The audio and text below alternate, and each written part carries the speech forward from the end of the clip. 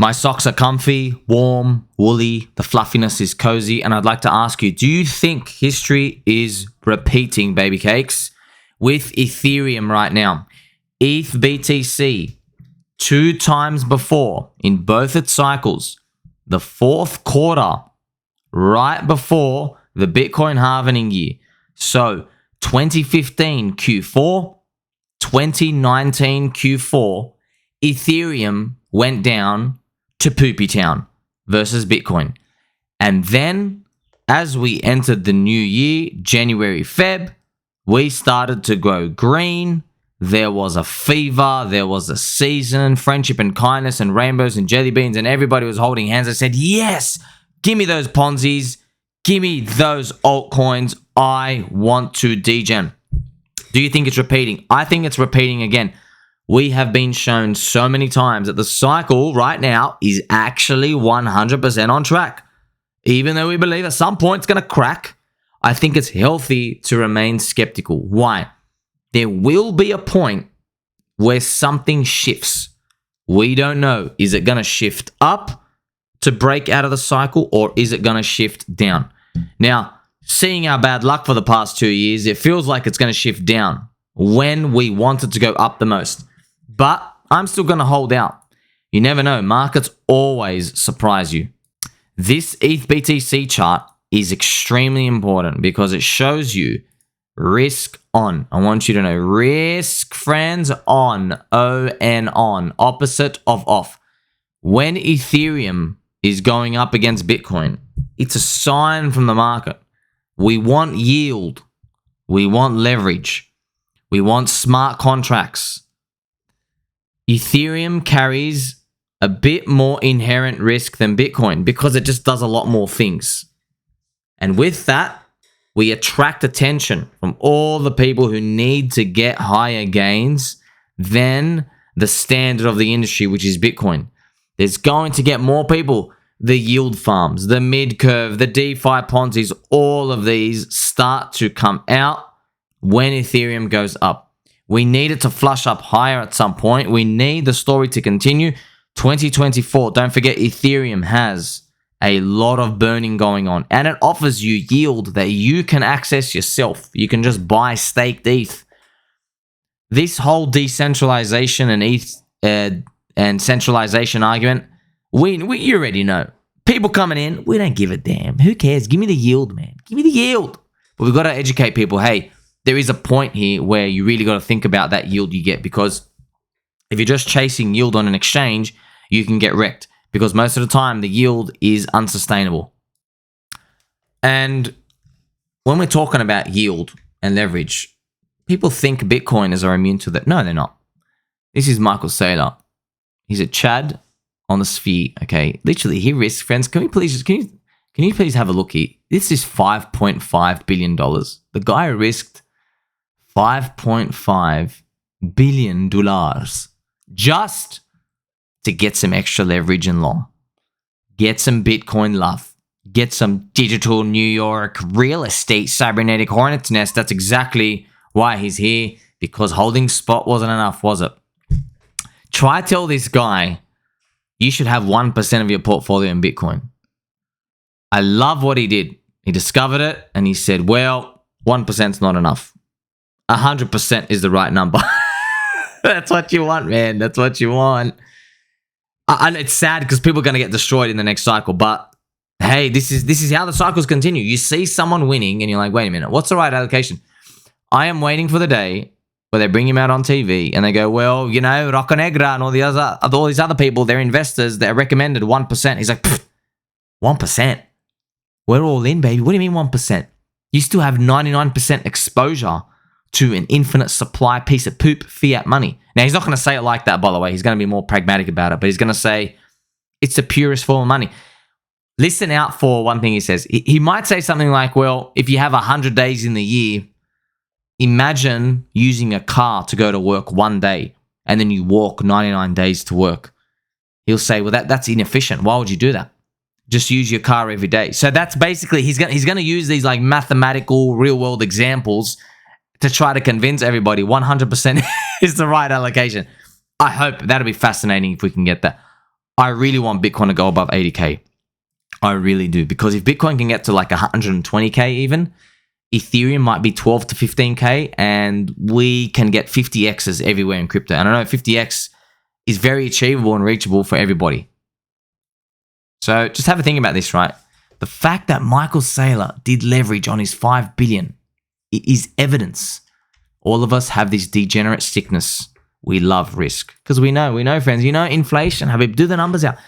How rich are you going to be when inflation's 5% every year, the real inflation, the money supply printing, and you're losing half your purchasing power by the end of the decade, or like 30%. That's still a lot, man. You get crushed. Meanwhile, everybody's still being funneled into housing. It's tough, isn't it?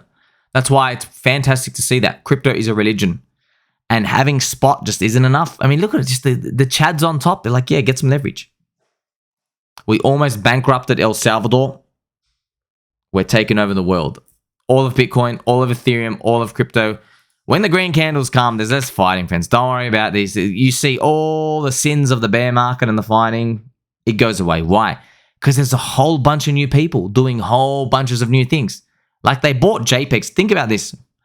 Were you considering decentralization arguments when they were buying monkey JPEGs for $1 million in 2021? You were just like, what's going on? You see, the bull market comes, it just cleanses, it washes everything on the way up. It makes you learn new sins. Speaking of sins, the corrupt SEC, they are sinners, okay? They are absolutely sinners, friends. The corrupt SEC are the bad guys. Don't forget this. We need stories in crypto. There's bad dudes.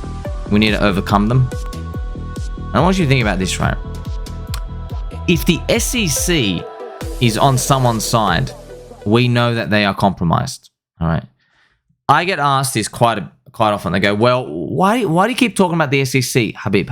Okay, sit down. Do you understand the SEC is the best onboarding tool for Hex, PulseChain, and PulseX? You know that, right? The corrupt SEC is the best onboarding tool. One, we all hate them. Two, look at this. They are having secret meetings with Fake DeFi Uniswap labs. Corruption. No one wants to be associated with that. You see how effective that is? Just tell people.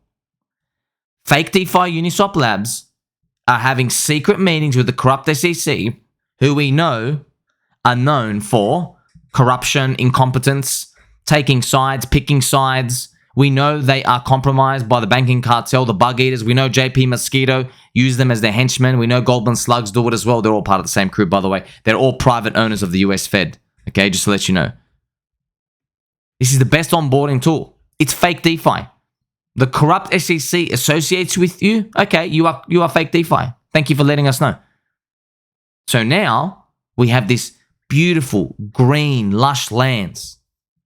The wide land we have available access to us. Blossoming flowers everywhere. The corrupt SEC, they're trying to take down Richard Hart, Hex, PulseChain. Failed to take down XRP. I did not know how many people would like XRP just because SEC kept going after them. I love seeing them take L's. Ripple have been dumping for 10 years. And the SEC is so corrupt. We all as a community said, you know what, Ripple? You know what, XRP? Keep doing your diarrhea. It's a freak world, man. You like that stuff? Do it. Some of you are sick and twisted, but that's okay. You are free to do that. The corrupt SEC helped to forge stronger friendships. So real DeFi, super important.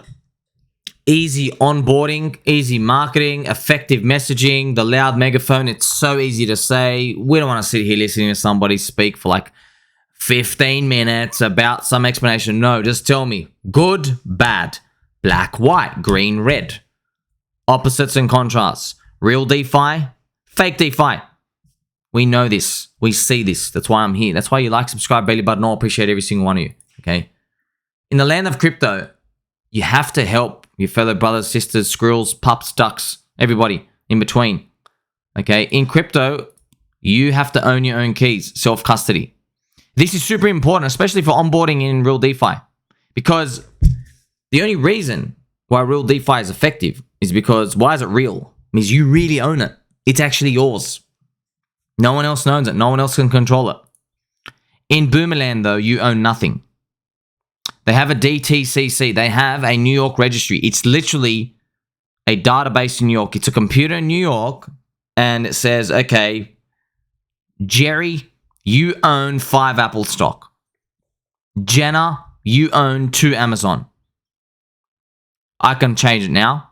You don't own 2 Amazon. You own 1 Amazon. They can do that. Now, it's not a problem now. One day in the future will be a problem. And also, try to go to Apple and tell them, hey, I don't like your Apple. I want to change it to a banana. Can we change it to a banana logo? Good luck. Good freaking luck. You got no say. No one's got any say. It's all just figments of imagination. Why is it imagination? Because that's it. It just exists on a database. It is. The stock market is just as much as a Ponzi as crypto is. It's just so that stock, the memes of stocks move up and down with prices and earnings and PE ratios, and the markets seem to respect that. That people go, oh, well, it's backed by that. Well, no, it's not really backed by that. It's just a human behavior. And we think it's just going to go on forever. It doesn't have to go on forever. For example, let me ask you this. If Apple trades at a 30 PE, if it goes down to a 10 PE, how much Apple are you going to buy? That's right, 0. How much Apple am I going to buy? 0. I don't care. This thing can go to 2 PE. It means nothing to me. You understand that? You do understand it. It's like saying, well, you know, this restaurant is backed by humans being hungry. Well, yeah, humans get hungry. It doesn't mean they have to eat at your restaurant. It's just that humans have continued to eat at a restaurant, which is like buying stocks and Ponzi's because they keep printing currency, and they funneled everybody in to the up-only 401k and superannuation schemes. It's only so that we have a long history of this happening that we think, oh, well, it's always going to happen. But is it really? It doesn't have to. There's no law. It's fascinating that this actually does occur, that we can point this out. The more you dig into it, the more you realize, wow, what even is it, when these things exist? What's even the formula? What's the rule? There are none. There are none. But the people will say them as gospel. You look into the philosophy of these, and you realize, friends, that's why I'm so bullish on crypto. Crypto, you get to own your own keys. Cool. Screw your Apple stock. I don't care. It's all a game. It's just so that the stock market game, going off the DTCC in their registry, it's a different type of mentality. The connections in everyone's brain, the collective mindset of the stock market people is different to crypto. We are new. We are going to evolve over time. It's a new set of people. It's non-stockers. You can tell this not only by the price action, the memes, everything that goes on, the principles, the philosophies. And guess what? We don't even really care about that. We got better gains because they have more middlemen. We're a new tech. Suck it. So we're not trying to be pragmatic here. We don't even really care. We go, that's it. We got bigger green candles. Our juice is worth the squeeze. Stocks are a Ponzi game for boomers. They are just owning a database entry on a New York computer. You know, stock market people get so rolled up when you say this. Oh my God. Every time you say this, they reply with essays and paragraphs. I'm like, bro, wow. They don't know. They actually think, no, I own this company. No, you don't. You're not changing the Big Mac at McDonald's. Try. I dare you. Even try to get the top 15% of shareholders, billions and billions of dollars, try to get them to change a menu. Try to get them to remove the Big Mac. Not going to happen. Anybody can delete it. There's somebody else always in control. In the stock market, you never really own the company. Now, what does we don't really own? It means, yeah, you just can't swap it around and do whatever you want. That's why they can't make new tech. Why is crypto amazing? It's amazing because somebody, for example, in Ethereum land, can make a cool tech. And then you can go and deploy it on another chain, or you can bridge into Ethereum, bridge out, and you can all participate. It doesn't even matter what asset you already own. It doesn't matter that, for example, you own an NFT or you are on Avalanche and and you own DAI, Die on Avalanche. It doesn't matter that you have, for example, BNB on Binance Chain. It doesn't matter. You're in different ecosystems, different people. You can bridge in and still participate. It's real DeFi. It's literally real. All this other fake stuff, you can't. For example, I can't swap my Commonwealth Bank Australian share for an Apple share. There's no like mechanism to do that. I've got to go through a broker and middleman and slippage. There's no direct swap. What if I want to buy a JPEG? I can't do that. You see? It's fake DeFi.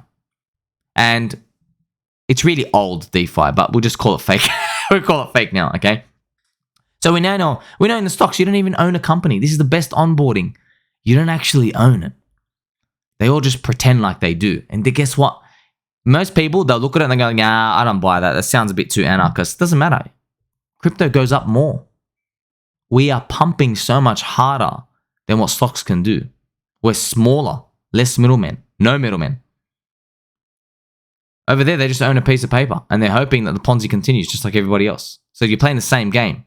You're playing the same game, but you're on a slower horse. Well, we are the new kids on a faster horse. How long are they going to see that this horse is faster than theirs before they finally capitulate in? Real DeFi, Hex, PulseChain, PulseX allows you the opportunity and freedom of international finance without the middlemen and red tape brokers. Look at OG Boomer. OG Boomer is a boomer saying, I own only crypto and I'm happy. But also, friends, tongue in cheek, we're going to end with this. Hexion. Hexion says the boomers are okay. They bought their property for $200 post-World War and they're getting 12% dividend from the Aussie banking shares. My street is full of them. They think I'm a crypto pusher. I gave up. That's funny. You're just pushing your crypto, are you? I will put extra loud exhaust on my Lambo when they hear me coming. So this is what it comes down to. It's not that boomers are silly. It's not that they're dumb. It just means they're too rich on average from property. And you might say, hey, man, my family doesn't own property. No, but what they know is they know that other people around them own property. My parents still say this to this day. Oh, they don't want to get rich. Oh, it's property. You got to own a house. You got to own a house. It's literally owning a house is religion in Australia. Owning property. It is religion. I'm telling you that, okay? You can't get it out of them. It's been going, 30, 40, 50 years. It's like still like we are the next generation. So hopefully we make it, friends, far enough where we're telling all our children, look here. Just go all in on crypto. Everything else is a scam. Make sure you like, subscribe, belly button all. Catch you very soon.